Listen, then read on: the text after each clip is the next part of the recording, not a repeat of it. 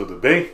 Eu sou o Márcio Nami, estou aqui hoje com vocês a convite da Beth Ripoli no programa Sintonia. Aliás, que eu aproveito aqui para mandar um beijão para a Beth, mais uma vez agradecer a oportunidade de estar participando desse espaço. Sou economista comportamental e quero falar contigo aí alguns minutos sobre uma coisa muito importante, que é a tão buscada, a tão sonhada prosperidade financeira. Só que falar um pouquinho da prosperidade financeira pensando em economia comportamental. Mas vamos fazer uma coisa de cada vez, né? Primeiro ponto é, o que é essa tal de economia comportamental? Porque num país onde tem tanta emoção econômica, assim, igual o Brasil, todos nós somos um pouco economistas, não é verdade? A gente tem aquela noção de quanto custa, o que eu preciso, se eu parcelo, se eu compro à vista, mas existe aí uma ilusão bastante curiosa. Qual é? A maioria de nós imagina que o pensamento econômico, ele é um pensamento racional, ele é um pensamento firme, ele é um pensamento lógico, ele é um pensamento altamente linear. E é aí que mora, se não um problema, mas pelo menos uma armadilha. E nasceu, né, alguns anos atrás, é uma ciência relativamente nova, a economia comportamental, que pensa assim: como é que nossas emoções, a nossa raiva, o nosso medo, a nossa alegria, a nossa tristeza, ela comanda as nossas decisões econômicas. E curiosamente, depois de muitas pesquisas, depois de muito buscar, o que ficou constatado foi exatamente isso. A grande maioria das nossas decisões econômicas, elas são profundamente emocionais. Pode ser que eu esteja falando com você de questões individuais ou de questões coletivas. Ao longo do nosso bate-papo aqui, eu vou te provar como isso funciona, eu vou te provar, talvez até com alguns exemplos que você já tenha passado e não tenha percebido. E que quando eu consigo controlar, ou pelo menos entender isso um pouco melhor, isso é fundamental para o atingimento da minha prosperidade financeira. Que prosperidade financeira é uma busca que todos nós temos, tá? Mas, ou pelo menos a maioria de nós tem, mas às vezes fica aquela impressão que está faltando alguma coisa, sabe aquela comida que está maravilhosa, mas que falta um tempero? A prosperidade financeira às vezes passa um pouco por aí. E estudar um pouco de economia comportamental, estudar um pouco de como isso funciona e nos afeta, isso é muito interessante para poder atingir esse caminho, para poder atingir esse tão desejado resultado da prosperidade. Mas primeiro vamos falar de comportamento, né? Um exemplo aqui. Eu não te conheço, eu não sei se você está assistindo esse vídeo aí com alguém do seu lado, se está sozinho, se está em equipe, pouco importa, mas as pessoas que estão próximas a você aí, ou se você estiver sozinho, reflete comigo. Se você tirasse o saldo da sua conta hoje, pode ser uma conta corrente, pode ser uma conta de investimentos, e aparecesse lá R$1 milhão a mais, isso ia fazer diferença na sua vida? Óbvio que eu também não sei a sua resposta, mas eu posso dizer com 99,9% de certeza que você, só de imaginar essa situação, você já deu um sorriso, e a sua resposta seria sim, porque por mais recursos que você tenha, R$1 milhão a mais, claro, não faz mal para ninguém. Agora, um outro lado da moeda. Imagina o seguinte: você tirou o saldo da sua conta e apareceu lá R$1 a mais. Aí a coisa começa a mudar um pouco de figura, não é verdade? Porque em 99,9% dos casos, novamente, as pessoas nem percebem que aquele real passou a somar ali naquela quantia. Até aí tudo bem, você pode falar assim: Márcio, mas porra, tem uma discrepância muito grande entre R$1 e R$1 milhão. E eu concordo com vocês, na massiva maioria das vezes, R$1 não vai fazer diferença na vida das pessoas e R$1 milhão vai fazer muita diferença. Mas em termos de comportamento, eu convido você a pensar da seguinte forma: de que é composto aquele milhão tão desejado, aquele milhão que mesmo hipoteticamente te deixou tão feliz e tão satisfeito ou satisfeita na hora que viu o saldo? Ele é composto de vários reais. E quando eu começo a ter essa consciência, quando eu começo a ter essa percepção, quando eu começo a entender esse comportamento, eu começo a perceber que às vezes as minhas, aspas, pequenas decisões financeiras, elas podem mudar os meus comportamentos e elas podem mudar também os meus resultados. um paralelo curioso, né? Se você já comprou algum produto de uma empresa de grande porte, uma multinacional, essas empresas grandes que vendem pela internet, por exemplo, vamos imaginar que o produto tenha custado R$100,12, hipoteticamente. Qual o valor do boleto que chega na sua casa? R$100,12. Agora, transporta isso para uma relação pessoal, uma relação comercial ali de um porte menorzinho. Quando alguém vai te pagar e o somatório dos serviços que você vai receber por aquilo, serviços ou produtos, pouco importa, aquilo deu R$100,12. Qual é a sua reação? Você cobra os R$100,12 ou tranquilamente diz para a pessoa assim, me paga 100, tá tudo certo? Não é bem provável que isso acabe acontecendo, ou você já viu isso acontecer algumas vezes, esse arredondamento. Isso é uma das coisas que está mais arraigadas, principalmente aqui, para o pessoal da América Latina, que é a não percepção de pequenos valores. Você vai gastando aqui R$5, R$10, R$100, R$50, sei lá, e absolutamente não percebe e não se dá conta. Porém, quando chega no fim do mês, quando chega lá no período de conferir as contas, o que acaba acontecendo? Você fala, para onde foi o meu dinheiro? O que aconteceu? O mês não acabou e meu dinheiro sumiu. Ou poderia estar muito melhor do que eu estou. Isso é uma das bases da teoria comportamental, ou seja, especificamente na economia comportamental, a maneira com que eu lido com os pequenos valores, com os valores que eu considero simbólicos, vai refletir diretamente nos meus resultados. Agora imagina isso quando você multiplica por gerações, quando você está falando ali de muitas pessoas no núcleo familiar. Para onde foi o meu dinheiro? O que aconteceu?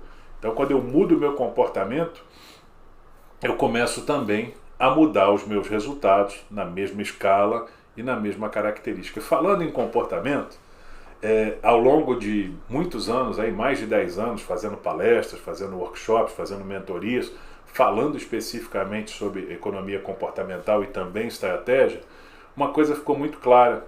E às vezes, embora seja muito simples, é bom a gente falar sobre isso, até para despertar uns gatilhos, despertar aí oportunidades e reflexões. Já reparou que existem pessoas que têm uma renda modesta, ganham lá vamos colocar assim, relativamente um salário modesto, mas tem investimentos, tem qualidade de vida, não tem endividamentos? E já reparou também que tem pessoas que têm renda que teoricamente deveriam ser consideradas classe A ou classe B, ou seja, estão lá no topo da pirâmide, mas vivem endividadas, preocupadas, sem recurso?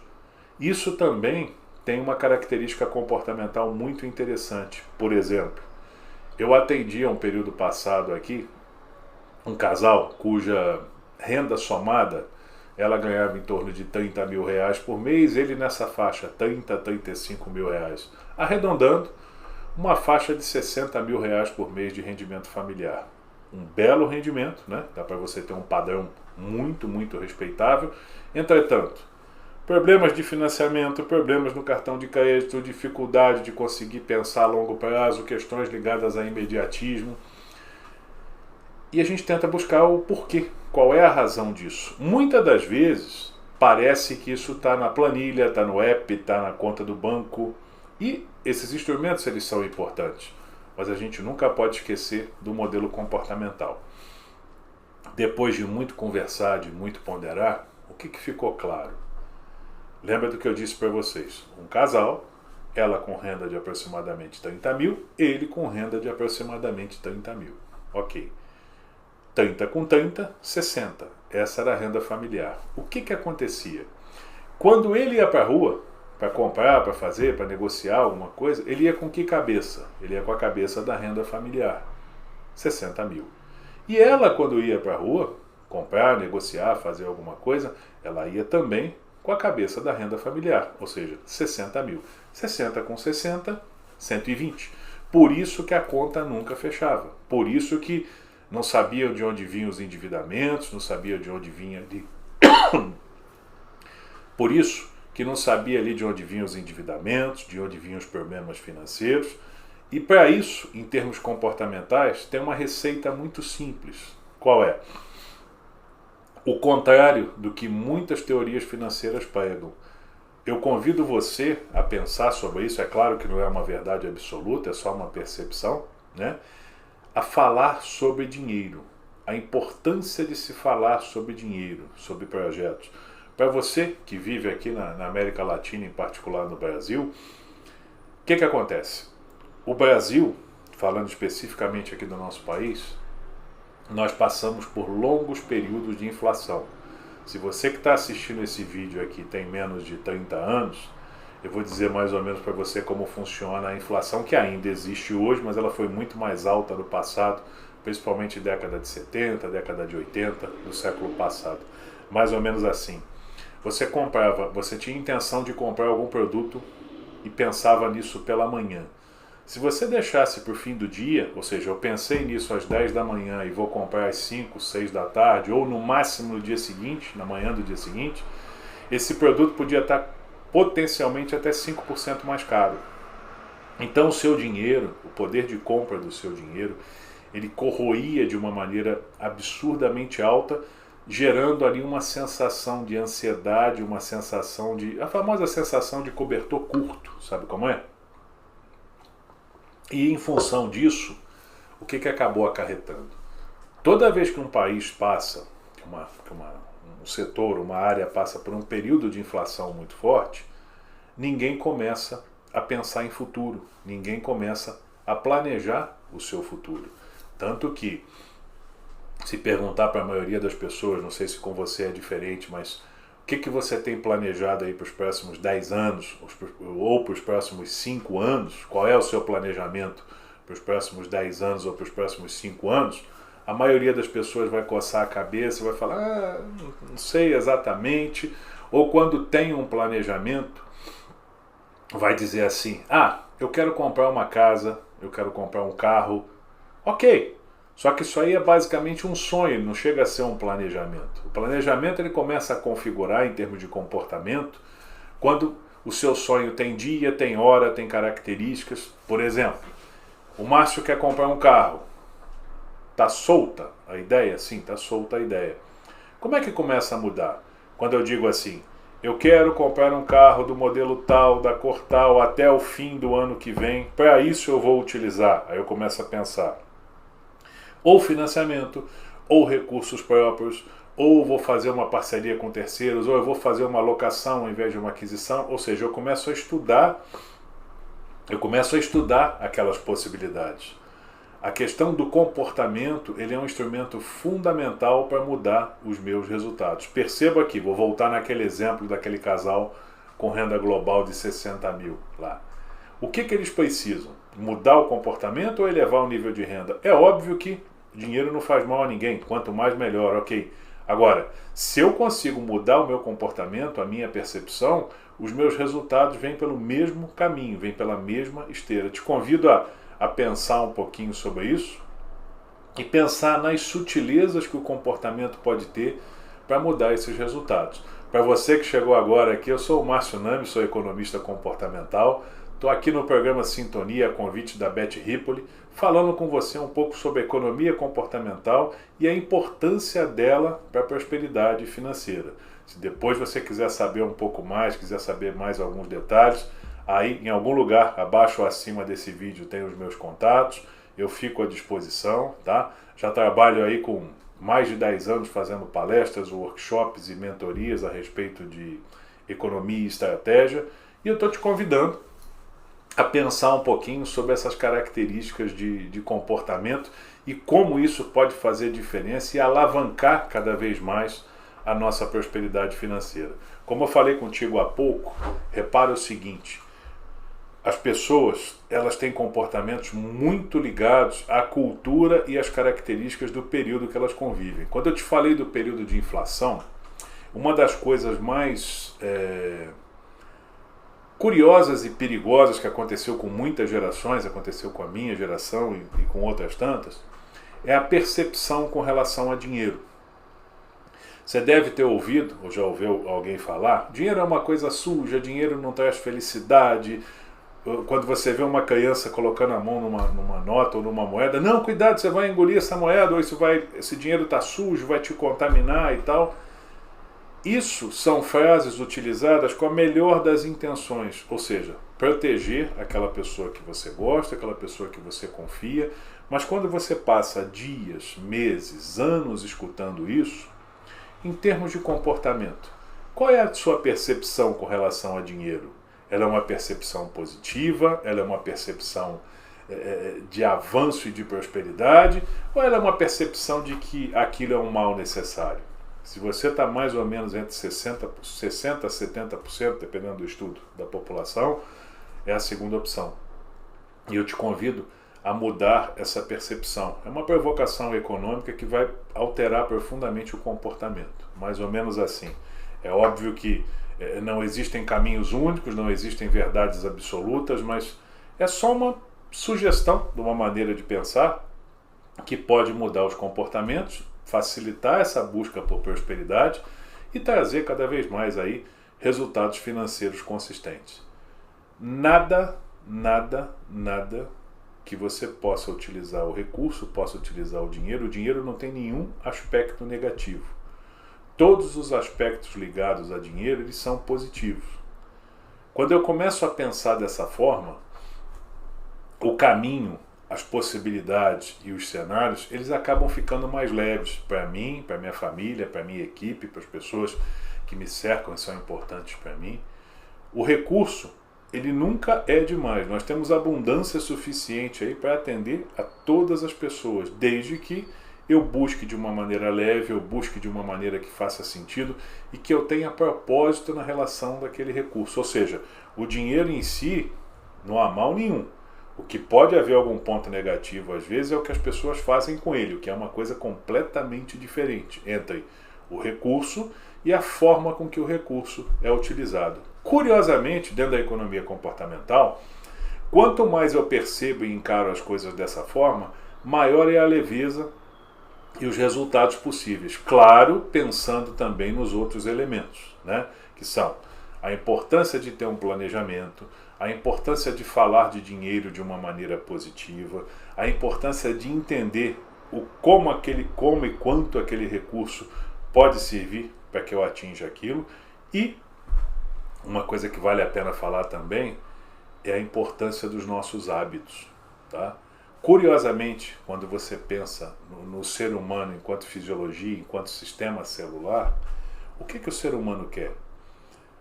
Se você for assistir aqueles filmes lá de Hollywood, ou os comerciais de TV e tal, ou alguns vídeos do YouTube, tu vai perceber assim, o ser humano gosta de aventura, gosta de emoção, gosta do inusitado e tal.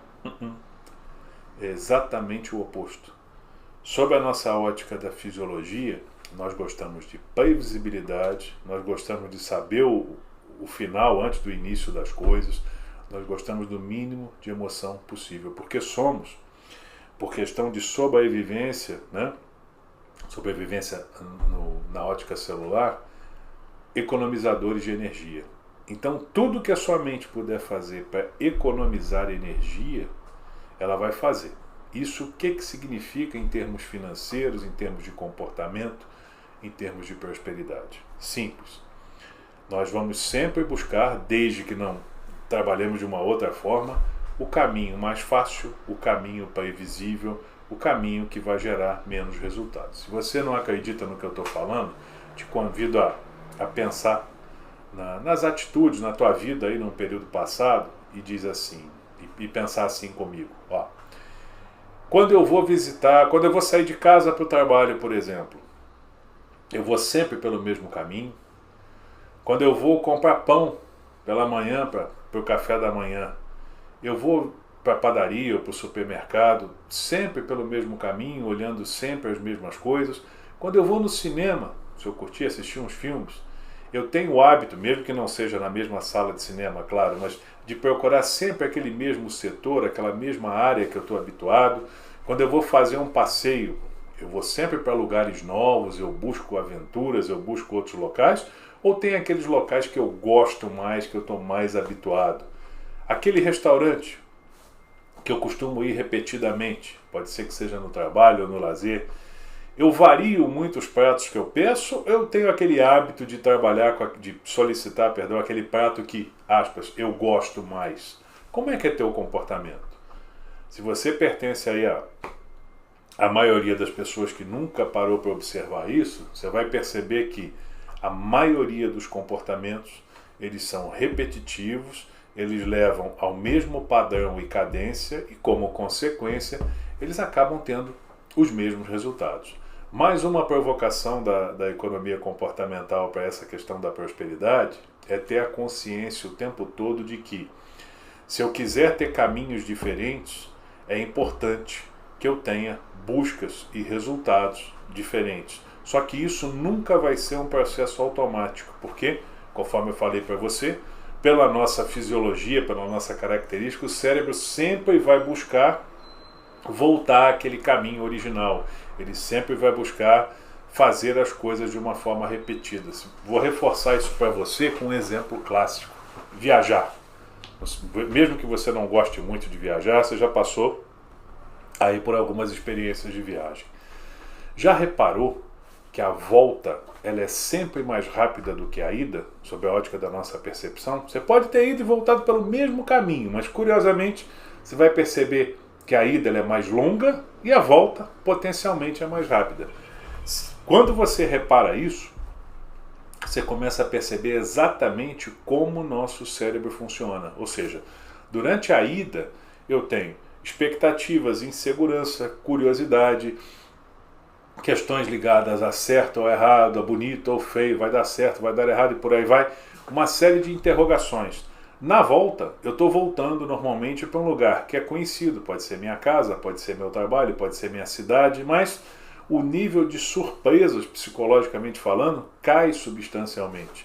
Então, quando cai isso, cai também o nosso nível de ansiedade. E dessa ansiedade, vem uma redução energética ali, que traz para o nosso cérebro, para a nossa mente, um certo conforto. Nas decisões financeiras, nas decisões de prosperidade, às vezes é necessária a ousadia, ou seja, de incomodar um pouco a sua mente, colocar ali novas interrogações e possibilidades para que você consiga atingir caminhos novos. Quer ver uma quebra de paradigma muito interessante, que leva diretamente à prosperidade financeira? Por exemplo, pode ser que uma pessoa esteja endividada, esteja extremamente angustiada com relação a recursos, ou mesmo até com seu nome negativado aí nos órgãos da vida. Ok. Qual é o convite para essa pessoa antes de mais nada, em termos de comportamento? Faça um investimento. Aí você vai falar assim, você vai dar um pause no vídeo e vai falar, pô, o Márcio está louco.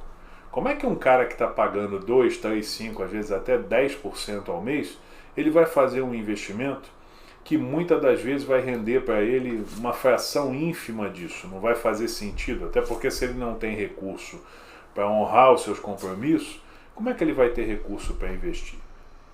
O meu convite para você pensar nisso, para você agir dessa forma, se for esse o caso, é assim. Não é especificamente o investimento. Você pode começar ali com R$5, com R$10, R$100, o valor não é importante. O importante é você começar a perceber que o dinheiro pode trabalhar para você e não o contrário. Então, quando eu faço lá um investimento, hipoteticamente lá de R$10, e no mês seguinte, ou 40, 50 dias depois, eu tenho lá R$10,10, R$10,08, é claro que aqueles centavos eles não vão fazer muita diferença no meu estado financeiro atual. Porém, quando eu começo a perceber aquele dinheiro se multiplicando, o meu inconsciente capta a seguinte mensagem: sim, isso é possível. Eu posso gerar prosperidade. O que eu preciso é de escala, eu preciso de tempo e eu preciso de disciplina. Um dos grandes caminhos, dentro do comportamento para a prosperidade financeira é a questão ligada à disciplina. Eu faço um paralelo muito legal com isso, com relação, por exemplo, à academia. Não sei se você frequenta a academia, se você já paga a academia, ou já pagou alguma vez. Você vai perceber assim, você faz a matrícula na academia, só de fazer a matrícula, só de você começar ali um processo, você já tem a sensação que ficou mais forte, que ficou mais magro, que ficou mais saudável, por aí vai. E o cérebro realmente coloca isso para você, dizendo assim, você está fazendo alguma coisa boa, você está fazendo alguma coisa que vai ser legal para você. Os dias vão passando, as semanas vão passando, e qual é a primeira sensação? É de alegria, de contentamento durante esse período, ou é a sensação de dor, de incômodo, de desistência? Segunda opção. Por isso que a maioria das pessoas, ou pelo menos um percentual muito expressivo delas, acaba desistindo da regularidade e começa a frequentar de vez em quando, uma vez por semana, ou busca na mente aquelas dezenas e dezenas e dezenas de motivos para não ir por alguma razão. E como a gente diz na programação neurolinguística, na PNL, que a maneira com que o ser humano faz uma coisa é a maneira com que ele faz todas as outras, né? Isso para decisões financeiras vale da mesma forma. Eu não vou guardar dinheiro não porque eu estou usando um cheque especial. Eu não vou guardar dinheiro não porque eu estou pagando um financiamento. Eu não vou guardar dinheiro não porque eu quero ir para balada no fim de semana, eu quero fazer uma viagem de fim de ano. Sei lá, pouco importa, mas sempre existirão esses motivos. Então, para você conseguir alterar isso e encurtar o caminho com relação à prosperidade, é muito importante literalmente nadar contra a maré. Ou seja, pensar que aquele estado que eu estou ali, às vezes de necessidade financeira, ele é um estado temporário, mas eu preciso começar a ter atitudes para modificar esse cenário. Aproveitando essa linha que a gente está conversando aqui agora, te convido a pensar o seguinte: um dos primeiros alicerces da prosperidade em termos de comportamento é quando eu consigo olhar para aquele cenário de uma forma direta. Por exemplo, eu comecei aí nesse nosso bate-papo aqui a falar com você sobre pessoas que, mesmo que estivessem potencialmente endividadas, ou pessoas, ou empresas, ou equipes, ou, enfim, que elas poderiam mudar esse estado através de um investimento simbólico que mostra para elas que aquilo é possível. Agora, com relação especificamente aos débitos, às necessidades, o que é o mais comum? Eu devo a uma instituição X, a um banco, a uma cooperativa, seja como for, e o que eu faço? Muitas das vezes, eu vou buscar recurso em outro lugar, tá? Em outra instituição, para cobrir aquele recurso original. E isso, em termos de comportamento, tem uma autonegação aí, que é uma dificuldade de encarar o problema de frente e discutir exatamente com quem precisa, com o seu credor. Ou seja, eu sou um devedor, eu quero pagar, o meu credor quer receber. Então é muito mais saudável, muito mais salutar que eu consiga entrar em acordo com ele. Pode ser uma redução de taxa de juros, pode ser uma melhoria no parcelamento, pode ser uma carência de pagamento, a negociação de uma nova garantia, enfim, são N variáveis possíveis. Por isso que quando eu te falo sobre o conselho comportamental, né, de falar sobre dinheiro, é exatamente em todos os aspectos. Por quê? Ninguém sente falta do que não conhece. É bom a gente enfatizar isso. Ninguém sente falta do que não conhece. Então, para você poder tomar as decisões, para você poder tomar os caminhos, é muito importante que tenha a consciência, que tenha a percepção exatamente disso. O que é? Quais os caminhos que eu posso utilizar? O que eu posso fazer? O que eu posso negociar? E para isso, gente, regularidade e disciplina. Se você dedicar 15 minutos por dia, 20 minutos por dia, sei lá, a estudar sobre aquele cenário, sobre aquelas possibilidades, conversar com as pessoas, assistir vídeos, assistir palestras, buscar opiniões, falar sobre aquele cenário, aquilo sem sombra de dúvida vai ser um atalho muito importante para a sua prosperidade, para a prosperidade da tua família, para a prosperidade das pessoas que são importantes para você.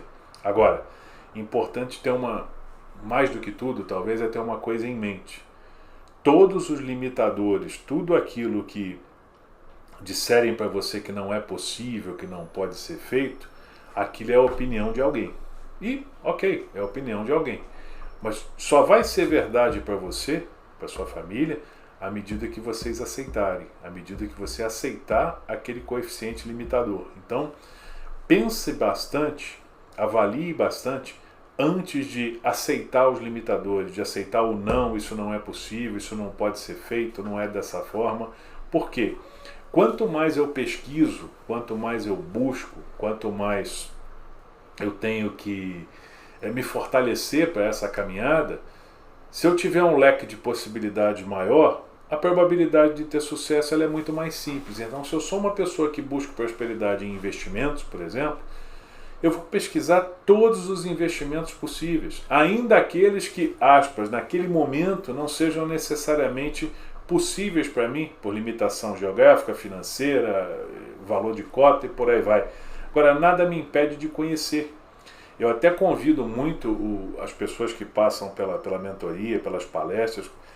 Uma das coisas muito saudáveis na prosperidade financeira é você desenvolver a sua ambição. Por exemplo, eu não tenho R$1 no bolso, mas eu tenho vontade de comprar um carro ou trocar o meu carro por um modelo mais novo, aquele que eu vi na concessionária, eu vi na loja ali, achei espetacular. Mesmo que eu não tenha o recurso naquele momento, o que eu te convido a fazer? Vai lá na loja, vai lá na concessionária, faz um test drive, dá uma volta no quarteirão com aquele carro, sente o cheiro do carro, o cheiro de carro novo, pega a ergonomia do carro, como é que ele funciona ali, como é que eu passo marcha, como é que eu regulo o retrovisor. Quando você sai daquela loja, ainda que, como a gente falou antes, por uma limitação financeira você não possa adquirir aquele veículo, a sua mente tem uma ideia muito mais clara do que ela quer ou do que ela não quer. Tá? Eu moro no bairro X, eu quero mudar de bairro, tem lá casas em visitação, vai numa imobiliária, visita a casa, conhece o ambiente, perceba a vista, tira uma fotografia, transforma aquilo num estímulo visual para você, um estímulo auditivo, um estímulo sinestésico, perceba aonde você quer chegar e com aquilo utiliza como motor para o seu caminho, porque o que isso vai fazer? Isso vai fazer com que magicamente as coisas aconteçam e eu tenha tudo resolvido? Não. Mas vai funcionar como um estímulo muito mais forte para você caminhar, ou voar, ou andar, ou engatinhar, pouco importa, com relação aos teus objetivos e ideias. E quando você consegue dividir isso com as pessoas que são importantes para você, isso é uma coisa que pode te trazer também alavancas e estímulos. Quando eu falo falar sobre dinheiro, é um aspecto muito mais amplo em termos de comportamento. Falar sobre dinheiro com as crianças, com a esposa, com o marido, companheiro, companheira, com as pessoas que estão próximos. Divida aqueles sonhos, compartilhe aqueles projetos e o mais legal, tenham projetos em comum. Busquem projetos em comum. Porque o projeto em comum é como aquele barco que você tem lá 1, 2, 3, 4, 5 remadores. Quando eles remam em sincronia, quando eles remam na mesma direção, no mesmo objetivo, se não fica mais fácil, pelo menos fica mais leve. E é exatamente essa a intenção. E se eu começo, desde muito pequeno, lá 3 anos, 4 anos, 5 anos, 10 anos, sei lá, tendo o conceito de educação financeira, tendo o conceito da importância da educação financeira, né, do resultado, sem sombra de dúvida, eu vou estar trilhando ali, eu vou estar orientando alguém para ter um atalho para a prosperidade que vai ser muito mais interessante. A essa altura aqui, eu espero, né, que tenha trazido para você alguns insights sobre a importância do comportamento, não só da economia comportamental, mas do comportamento como um todo para a prosperidade financeira. E para a prosperidade de uma forma geral, a vida ficar mais leve, a vida ficar mais interessante, a vida ficar mais fluida, e isso você pode aplicar não só individualmente para a tua família, como pode aplicar nas empresas, nas equipes, nos times aí de performance, porque o que a gente sabe? O dinheiro, o resultado financeiro, ele afeta várias dimensões na nossa vida, as dimensões pessoais, as dimensões de desempenho, de trabalho, de perspectiva, de futuro, de serenidade, de saúde, de segurança. Então, quando eu consigo ter uma harmonia no meu comportamento financeiro, isso acaba desaguando, sem sombra de dúvida, positivamente em todas as outras dimensões, em todas as outras características. E é esse o meu convite para você. Pense em caminhos diferentes para você atingir aí outros resultados e outras perspectivas. Queria aqui deixar mais uma vez o meu agradecimento a Beth Rippoli pela participação no Sintonia, tá? E para você que me ouve aqui, que está acompanhando, que está junto com a gente, Muito obrigado. Se fez sentido, eu te peço aí, compartilha, multiplica, fala sobre isso e o mais importante, fale sempre que possível sobre dinheiro, sobre prosperidade, que sem sombra de dúvida vai ser um atalho, vai ser um caminho muito interessante para você e para as pessoas que são importantes para você, ok? Se quiser saber mais, se quiser bater um papo, se quiser falar sobre alguns projetos e provocações, nos comentários acima ou abaixo desse vídeo aí tem os meus contatos, fique à vontade. Desejo a você muito sucesso, muita prosperidade e até breve. Obrigado.